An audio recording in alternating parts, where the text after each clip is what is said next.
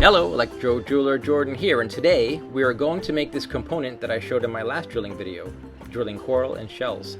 This is a more advanced project, and with a little practice, you can do it too. The first part is the most challenging. This 6mm bead fits perfectly in the shell, but the hole is only 1mm and the cord is way too thick, so I'm going to have to open it up to 3mm. Big hole, tiny bead. First, I'll be using my Electro Jeweler Jordan drip system. Finally, my favorite tools for this project are the Electro Jeweler Jordan drill set, product links below, and a strong number 204 motor. While a dremel or flexshaft can also be used, a 12-volt mini motor won't provide enough strength. Check out my video on choosing a rotary tool. First, fill the hole with water. Now, it may seem easier to just use a long tapered bit, but due to the small size, we'll get jammed very quickly. So I start with the 1mm and push it all the way to the tapered area of the bit. This way, I'll have an enlarged tapered hole without the risk of jamming. To keep the hole neat and prevent chipping, I drill from both sides. The tapered hole will make it easier to insert the next bit, the 1.5mm, and I do the same with this bit, drill through and push all the way to the tapered part to make a tapered hole.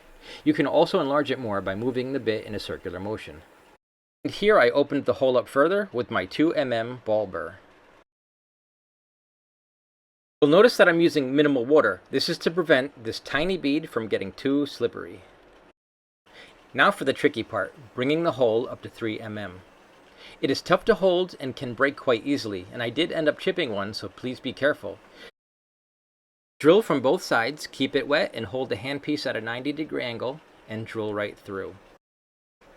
Alright, now that this is out of the way, on to the shell. To thread the beaded cord through the shell, we will need to drill 2 holes in a series. I'll place the bead on the ball burr in the shell and mark the hole position. My 1mm long, I'll drill straight through. Then place the bead on the bit and mark the hole position on the other side. Now, drill straight through again. Now, drill straight through both holes, making sure the holes line up. Open up the hole with the 1.5mm long bit, and I decided to enlarge the hole to the final size using a circular motion rather than using the 3mm bit. This made it easier to keep the holes aligned. Okay, now check to see if it fits and adjust as needed. Finally, thread the cord and bead through the holes and knot this component onto your beach find coral and shell necklace.